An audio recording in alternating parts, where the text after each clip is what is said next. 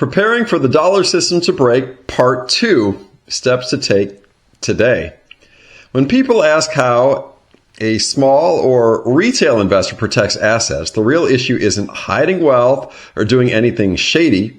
The issue is reducing vulnerability to a single system. History, from Executive Order 6102 in the U.S. to the 2013 Cyprus Bank bail-in, shows that when financial systems are stressed, governments and institutions tend to pull from the easiest pools of capital first. Bank deposits, brokerage accounts, and retirement assets that sit inside centralized systems. Retail investors obviously don't have the tools that large institutions do. But there are practical, legal steps commonly discussed by wealth managers and risk-focused investors to reduce exposure, and here are the main ones. Number 1, avoid keeping everything inside the same financial pipe. Most households have nearly all their wealth inside banks, brokerage accounts, and retirement accounts. Those are efficient systems, but they are also highly centralized. If something goes wrong in that system, bank freezes, liquidity events, capital controls, all three of these are affected at once. Many asset managers therefore recommend diversifying the type of custody, not just the type of investment. Examples of different pipes include banks, brokerage accounts, direct real asset ownership, physical commodities, and private businesses. The goal isn't to abandon the financial system. The goal is to avoid total dependence on one structure. Which brings us to number 2. Understand the difference between ownership and a claim. This is a big one. Most people have no idea. A surprising number of financial assets are technically held in street name. That means a brokerage holds them on behalf of investors. Normally, that works perfectly. But during systemic stress, legal priority can become complicated.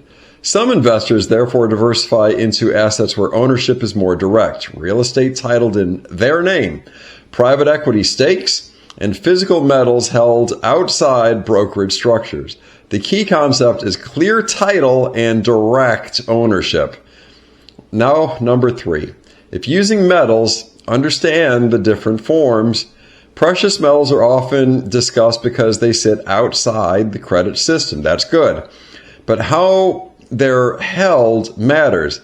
Different structures include ETFs that track metals, pooled metal accounts, allocated vault storage, and my personal favorite, personally held bullion.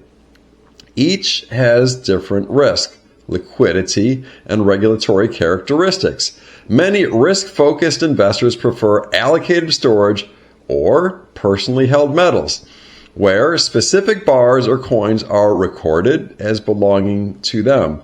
This avoids confusion about whether an investor owns metal or simply a claim on it. Number 4, diversify jurisdiction if wealth becomes significant. This is something large institutions do routinely. Assets are held across multiple legal systems. Some countries have long traditions of private property protection and bullion markets, such as Switzerland, Singapore, and believe it or not, Canada. For retail investors, this doesn't mean hiding money overseas.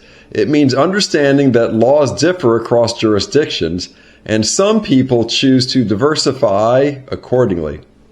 Now, number 5, maintain liquidity outside of banks. One more time, maintain liquidity outside of banks. In financial disruptions, liquidity becomes extremely valuable. This is why our grandparents had cash in their mattresses. Examples from past crises include bank withdrawal limits, temporary market closures, payment network disruptions. Sound familiar? Many financial planners recommend maintaining multiple forms of liquidity, such as bank deposits across more than one institution, some physical cash reserves, assets that can be sold quickly.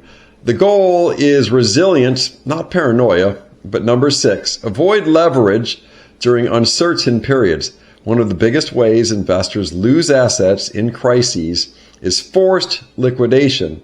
Leverage creates vulnerability because lenders can demand repayment even when markets are down. Investors with lower leverage historically have far more flexibility during financial shocks. And now number 7.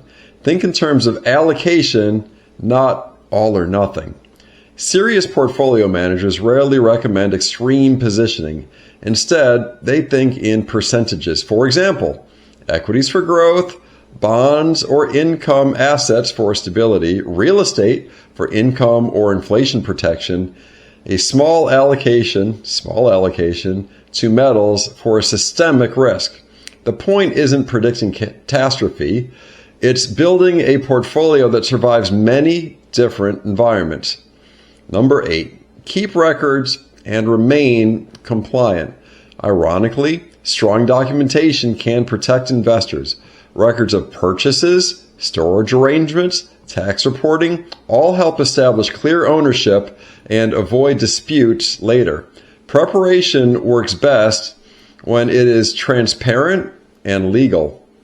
So the core ideas, the biggest lesson from events like the 2008 global financial crisis isn't that systems collapse frequently. It's that when systems are stressed, rules can change quickly. The investors who fare best usually aren't the ones who panic. They're the ones who quietly prepared beforehand by diversifying asset types, diversifying custody structures, reducing leverage, and maintaining liquidity. In other words, the goal isn't to outsmart governments or markets. The goal is much simpler. Don't allow all your wealth to depend on a single system continuing to work perfectly forever. Build that stack. iBanker you. Good day.